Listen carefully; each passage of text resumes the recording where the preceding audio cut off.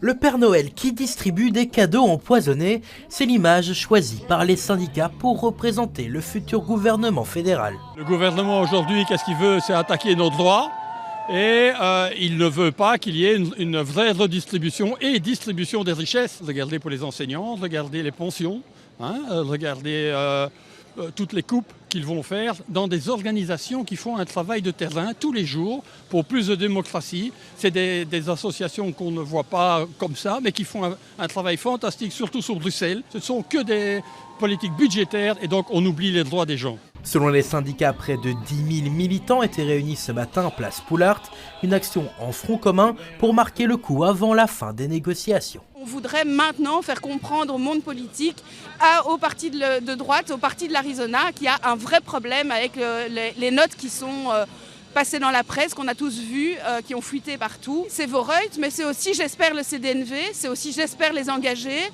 J'espère que ces partis de gauche et du centre, on va dire, vont comprendre que le monde du travail n'est pas d'accord avec les mesures qui sont proposées aujourd'hui. Une mobilisation forte, même si certains ont peu d'espoir. Moi, personnellement, pas. Il a son idée à lui. Je ne crois pas qu'il va changer, mais on doit le faire quand même. On doit faire entendre notre voix parce que sinon, on n'a rien fait.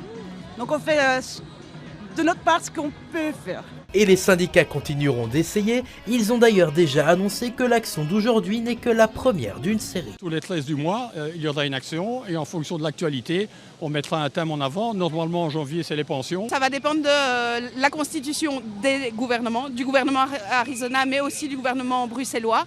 Et donc, on verra ce qu'on nous prépare et on verra comment on monte en puissance. Et qu'elle soit plus ou moins importante, la prochaine mobilisation aura donc lieu le 13 janvier prochain.